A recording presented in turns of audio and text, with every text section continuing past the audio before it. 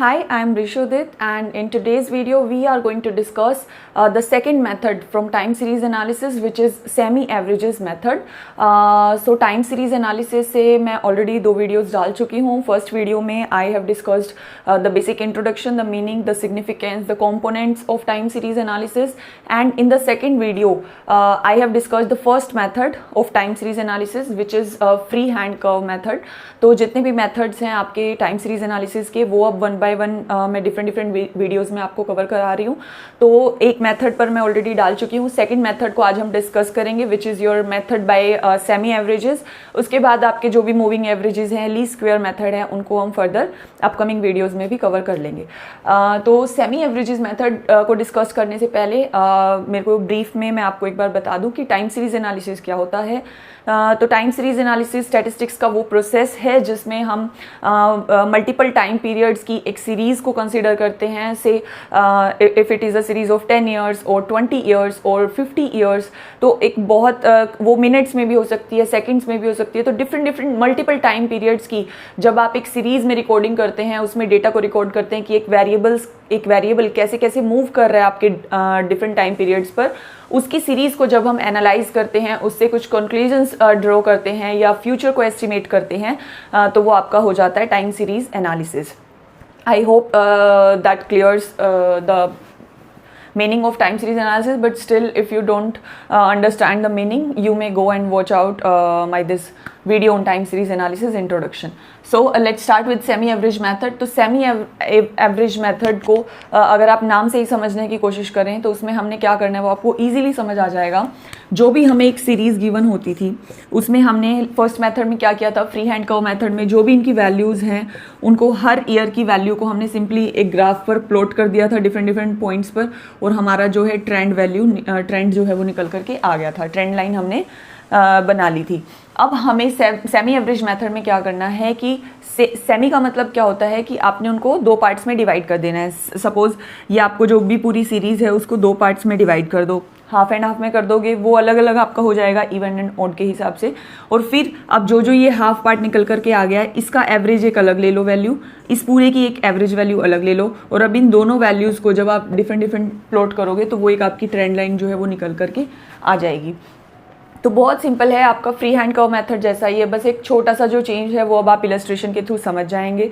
तो इसको स्टार्ट करने से पहले, इलस्ट्रेशन को कराने से पहले, let me just quickly tell you कि what is the objective of this method. As I say in every video of my statistics simplified series कि आपको स्टैटिस्टिक्स को लर्न नहीं करना है, क्रैम नहीं करना है, आपको उसको समझना है कि किसी भी मेथड के पीछे उसका ऑब्जेक्टिव क्या है, क्यों स्टैटिस्टिशियन उस मेथड को लेकर के आया और क्यों हमें उसे यूज़ करना है, किस जगह पे यूज़ करना है, ताकि आप अगर आगे रिसर्च में जाएं या स्टैटिस्टिक्स को आप उसको प्रैक्टिकली इम्प्लीमेंट करें तो you should understand what is the objective, how we can practically implement that process और दैट पर्टिकुलर टेक्निक.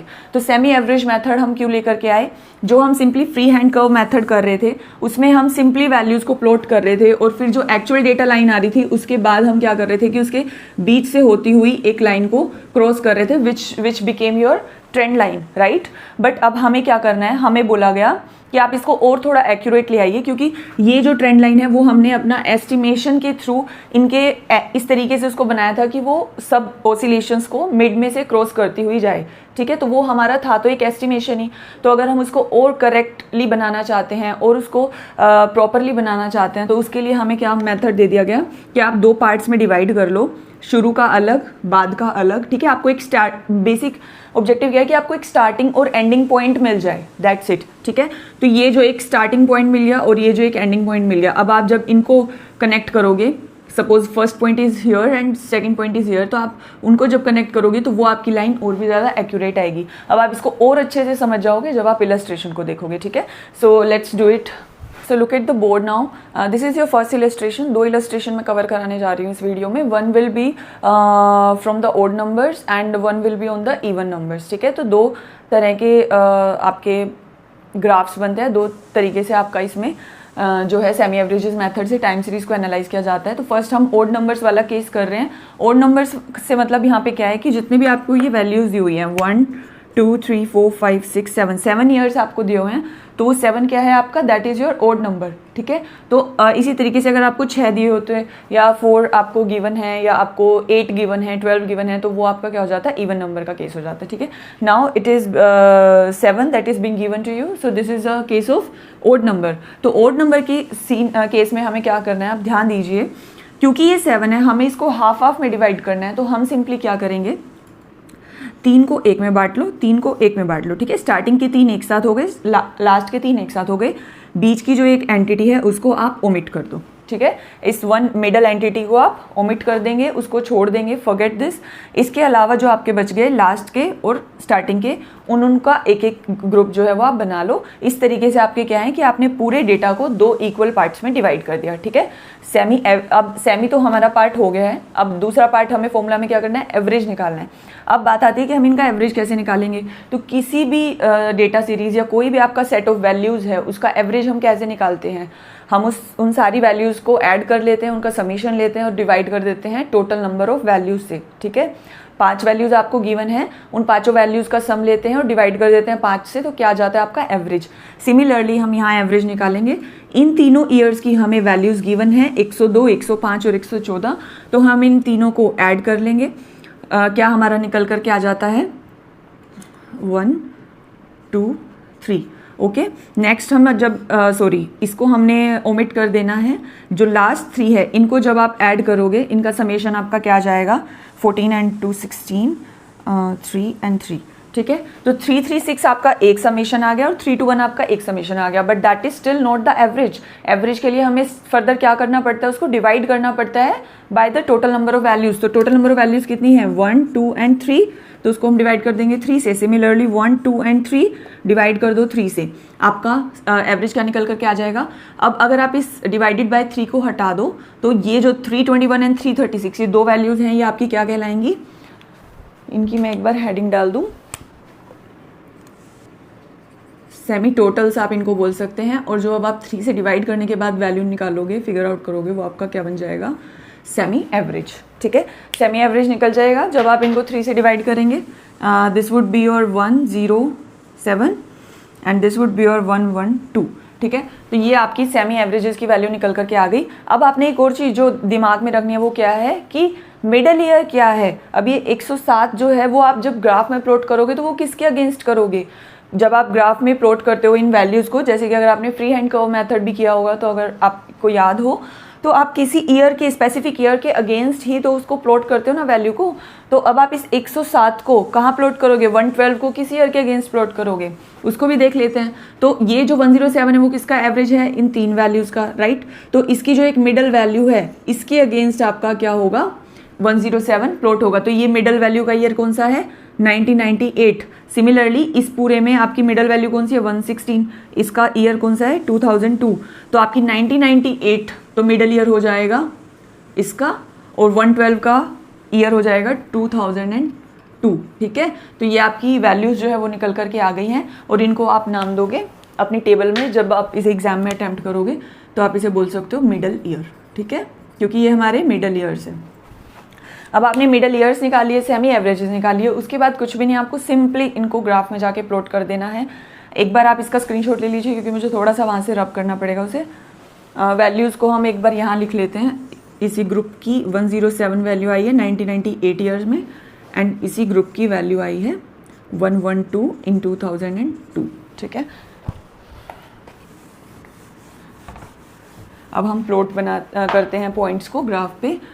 हमेशा एक्स एक्सिस पे आपने किसको रखना है, ईयर्स को, जो भी आपके टाइम पीरियड्स गिवन हैं।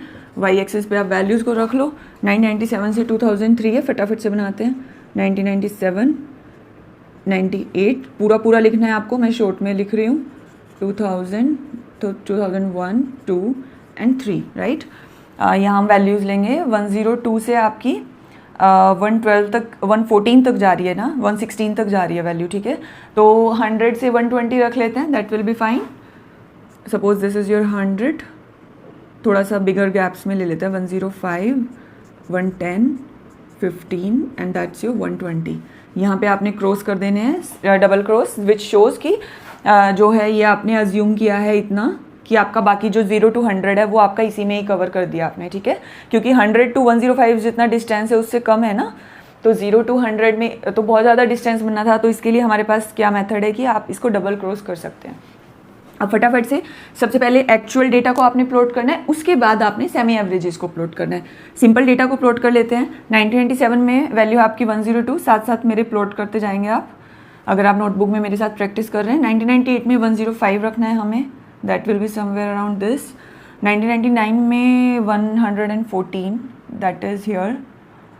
2000 में it is your 110, so that will be here.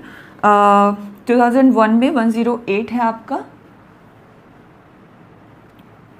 Sorry this was in 2000, इसमें भी आपका कुछ यही है थोड़ा सा नीचे। एंड 2002 में इट इज़ 116 अगेन, ये अब चला गया, ठीक है। 2003 में it is your now 112, so this would be here, okay. तो ये आपने सिंपल डेटा जो आपको बिल्कुल क्वेश्चन में गिवन था, फ्री हैंड कर्व में जो हमने किया था वही सेम चीज़ हमने करी है, सिंपल उठा के डेटा को यहाँ पे कर दिया और अब आप पॉइंट्स को क्या कर देंगे, कनेक्ट, बिल्कुल सीधा सीधा स्केल से करना है आपने।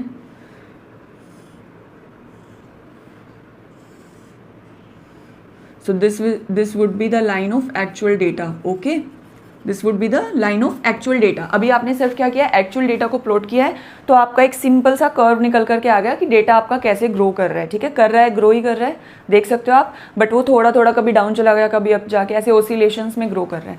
अब हम जो हमारा मेन क्वेश्चन है क्या बनाएंगे, सेमी एवरेजेस का प्लॉट कर देंगे। सेमी एवरेजेस की सिर्फ हमने 2 वैल्यूज प्लॉट करनी होती हैं, एक फर्स्ट पार्ट की, एक लास्ट पार्ट की। फर्स्ट पार्ट की कहाँ आएगी, 1998 के ईयर में 107 value, and that would be here, okay, and next value will be in 2002 year 112 is the value, cell कितनी है 2002 में 112, तो वो कुछ यहाँ आ जाएगी, ठीक है।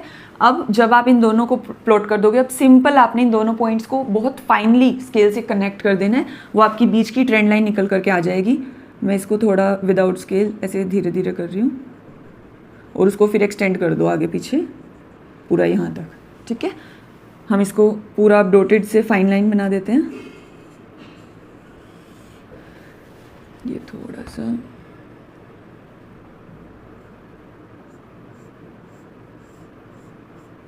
इस टाइप से कुछ आपकी जो है वो ट्रेंड लाइन रहेगी। So this will be your trend line using method of semi averages. I hope this is clear. अब जब आपने फ्री हैंड कर्व में किया था तो क्या किया था, यही सेम प्रोसेस किया था, एक्चुअल डेटा बना के उसके बाद एक मिड से होती हुई एक सिंपल लाइन निकाल दी थी, बट अब हमने वो सिंपल लाइन परफेक्टली निकाली है, यूजिंग अ मेथड निकाली है, तो वो हमने सेमी एवरेजेस का यूज़ करके जब उसको ड्रॉ किया है तो वो अब आपकी क्या बन गई है, एक मोर अप्रोप्रिएट ट्रेंड लाइन, ठीक है। तो ये तो आपका केस था ओड नंबर का, which I think is very very easy, आपको समझ आ गया होगा इजीली। इवन नंबर में एक छोटा सा और इससे एक्स्ट्रा स्टेप है, कर लेते हैं, इजीली हो जाएगा। एक बार आप स्क्रीनशॉट ले लो इसका, उसके बाद हम करते हैं इवन नंबर। अब देखिए ये आपका आ जाता है इवन नंबर का केस। अब इवन नंबर में आप देख सकते हैं क्लियरली जो वैल्यूज आपको गिवन है वो कितनी है, टोटल नंबर ऑफ ईयर्स 1 2 3 4 5 6 7 8। तो 8 जब आपको नंबर ऑफ ईयर्स गिवन हो, odd number of years given हो, sorry even number of years जब आपको गिवन हो, तो आपने क्या करना है अब उसको सीखेंगे। बेसिक आइडिया सेम रहेगा, ऑब्जेक्टिव सेम रहेगा, हमने वही डेटा को जो है वो 2 पार्ट्स में डिवाइड कर देना है। बट इवन में क्या था कि आपकी एक बीच में छूट जा रही थी एक एंटिटी, या आप एक ईयर कह सकते हैं, एक टाइम पीरियड, उसको हमने सिंपली फॉरगेट कर दिया था, ओमिट कर दिया था। अब हमें कोई भी पीरियड छोड़ना नहीं है बीच में, हम सबको कंसीडर करेंगे। तो अब हम क्या करेंगे, हाफ हाफ में डिवाइड करना, इवन और भी इजी है अगर वो इवन नंबर का केस है। टोटल नंबर ऑफ वैल्यूज अगर 8 हैं तो हम उसको कितने में डिवाइड कर सकते हैं, 4 and 4, 2 पार्ट्स में। तो 4 का हमने एक ग्रुप बना दिया, 4 का हमने एक ग्रुप बना दिया। There is no entity which is being omitted, किसी भी ईयर को, किसी भी टाइम पीरियड को हमने अब छोड़ना नहीं है बीच में। 4 के ग्रुप्स बनाने के बाद अब हमें नेक्स्ट स्टेप क्या करना है, देखिए अब हम लेंगे सबसे पहले सेमी टोटल्स, ओके, जो हमने पहले लिया था। सेमी टोटल्स में हमने 3 ईयर का टोटल लिया था, अब हम 4 ईयर्स का टोटल लेंगे। इन चारों का टोटल 1 लेंगे, इन 4 का टोटल 1 लेंगे, ठीक है। फटाफट से टोटल कर लेते हैं, आप अपनी नोटबुक में कर सकते हैं। 5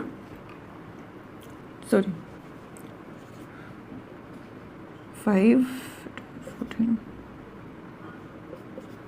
इसका भी टोटल ले लेंगे। ये आ गया आपका इसका टोटल 1942 और इन 4 का टोटल आपका आ गया 1748। अब उसके बाद हमने क्या किया था, उसका एवरेज लिया था। तो एवरेज करने के लिए हम क्या लेते हैं, जैसा कि मैंने आपको पहले बताया, जितनी टोटल नंबर ऑफ वैल्यूज है उससे उसको डिवाइड कर देंगे। 1 2 3 4 4 वैल्यूज हैं, उससे डिवाइड कर दो। 1 2 3 4 4 से डिवाइड कर दो, आपकी क्या निकल करके आ जाएंगे, सेमी एवरेजेस, राइट। अब आपने एक चीज़ अगर ध्यान दी होगी तो आपने नोटिस किया होगा कि मैंने ये वैल्यूज़ जो हैं वो इनके बीच में लिखी है। हमेशा अपने वैल्यूज़ को कहाँ लिखना है, उनके बिल्कुल बीच में। अगर वो 3 की वैल्यू थी तो हमने तीनों का जो मिड वैल्यू था उसके बीच में लिखा था। ऐसे ही 5 ईयरली 7 ईयरली भी आपके हो सकते हैं। I forgot to tell you, मैंने वो आपको सिर्फ एक केस बताया था कि वो 7 अगर टोटल नंबर ऑफ वैल्यूज़ थे तो 3 के बन गए थे। ऐसे ही अगर आपको सपोज 11 है, जो टोटल नंबर ऑफ वैल्यूज हैं वो आपके अगर 11 है तो वहाँ पे आपके 5 के ग्रुप्स बनेंगे। तो आपका मिडल ईयर कौन सा बनेगा, जो 3rd नंबर पे ईयर होगा, ठीक है ना। अगर 5 नंबर ऑफ वैल्यूज होंगी एक जगह और 5 नीचे होंगी तो उनमें से 3rd ही तो आपका मिडल बनेगा ना, तो आप उसके सामने उसको लिखेंगे, ठीक है। 3 थी तो आपने 2nd के सामने उसको लिखा था, समझ रहे हैं आप। अगर 5 होगी तो आप तीसरी आपकी मिडल बन जाएगी, उसके सामने एवरेज को लिखेंगे। अगर 3 वैल्यूज होंगी तो उसमें 2nd आपकी एवरेज बन जाएगी और 2nd के मिडल बन जाएगी, 2nd के सामने आप एवरेज को लिखेंगे, ठीक है। तो इसी तरीके से जब हमारे पास अब 4 का सेट है, 4 का एक ग्रुप है, तो वहाँ पे हमारा मिड क्या हो गया, ये आपका मिड हो गया, है ना। ये 4 अगर आपका एक पूरा ग्रुप है तो आपका मिड ना तो 1997 है ना ही 1998 है। Now the middle one is between the 1997 and 1998 which will be your 1997.5. We will do it later. Semi averages निकाल लेते हैं उससे पहले। सेमी एवरेजेस निकालने के लिए अब हमने फाइनली क्या करना है, इस पूरे सेमी टोटल को डिवाइड कर देना है 4 से, इस पूरे टोटल को डिवाइड कर देना है 4 से। 4 से डिवाइड कर लोगे आपका आ जाएगा 437 and here it would be 485.5, ठीक है। ये आपकी 2 वैल्यूज आ गई सेमी एवरेजेस की। सिमिलरली हम मिडल ईयर भी यहाँ पर लिख देंगे कि हमने इन वैल्यूज को प्लॉट किस ईयर के अगेंस्ट करना है, ठीक है। That is also the question. तो मिडल ईयर अब हमारा, जैसे कि मैंने अभी आपको बताया, क्या निकल करके आ जाएगा, इन दोनों ईयर्स के बीच का time period which is your 1997.5, okay. कैसे निकाला हमने, 1997 प्लस 1998 डिवाइडेड बाई 2, क्या आ जाएगा आपका 1997.5। सिमिलरली यहाँ पे आपका मिड कौन सा बन रहा है, ये 2001 और 2 के बीच का time period which is your 2001 and 1.5। तो ये आपके मिडल ईयर्स भी आ गए, ठीक है। मिडल ईयर आपके पास है, सेमी एवरेजेस आपके पास है। अब बहुत सिंपल है, इनको प्लॉट कर देना और ग्राफ में एक्चुअल डेटा और ट्रेंड लाइन बना लेना। बना लेते हैं, यहीं पर थोड़ा छोटा छोटा लिखना पड़ेगा हमें as the space is less. X axis पर हम ईयर्स को लेते हैं which is your 1996 to 2003, 1996, 7, 8, 9, 2000, 2001, 2, 3, okay. ज़्यादा ही छोटा ले लिया मैंने शायद। सेल्स में हमें वैल्यूज़ लेनी है अप टू 412 टू 500 तक जा रही है लास्ट, तो 400 टू 500 ले लेते हैं। 0, 400, 410, 20, 30, 40, 50, 60, 70, 80, 90 एंड 500, ओके। ये आपने पूरे पूरे लिखने हैं, कोई भी ऐसे शॉर्ट में नहीं लिखना जैसे मैंने लिखा है, वो मैंने जल्दी के लिए किया है। यहाँ पे आप डबल लाइन क्रॉस कर दोगे, ठीक है। आप फटाफट से प्लॉट करते हैं। सबसे पहले हम क्या प्लॉट करते हैं, हमेशा एक्चुअल डेटा को प्लॉट करते हैं, उसके बाद ट्रेंड लाइन को प्लॉट करेंगे, ठीक है, जो उनसे होती हुई जाएगी। तो 1996 में आप मेरे साथ साथ प्रैक्टिस करें ताकि आपको ये चीज़ें साथ साथ लर्न भी हो जाएं। 1996 को हमने इस ईयर के अगेंस्ट कौन सी वैल्यू डालनी है, 412 यहाँ आ जाएगी। नेक्स्ट इज योर 438 1997 में, यहाँ आ गई। 1998 में 444 यहाँ आ गई। 1999 में 454 यहाँ आ गई। 2000 में 470, ओके। अभी तक अप ही जा रहा है ग्राफ आपका। 2001 में 482, okay. Next is 490 and third में 500, ओके। बहुत अच्छा ग्राफ है आपका, ऑलमोस्ट अब जा रहा है। बहुत कम ऑसिलेशंस यहाँ पर देखने को मिल रहे हैं। फटाफट से डॉट्स को कनेक्ट कर देते हैं।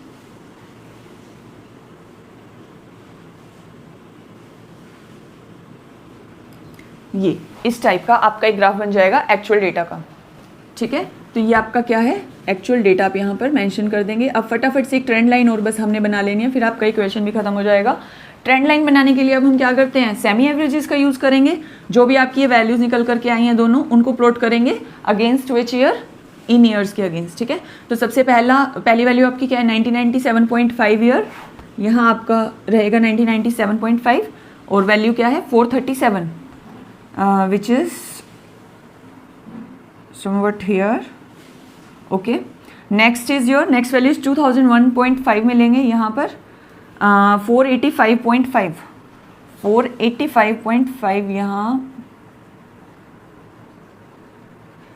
यहाँ, ठीक है।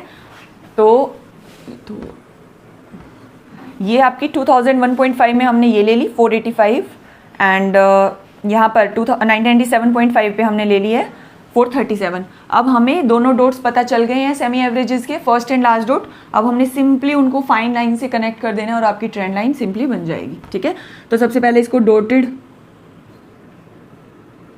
वे में कनेक्ट कर लेंगे और एक्सटेंड भी कर देंगे,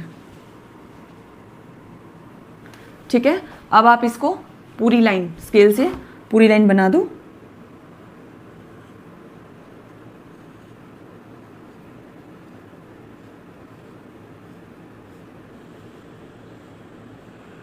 and this will be your trend line, okay.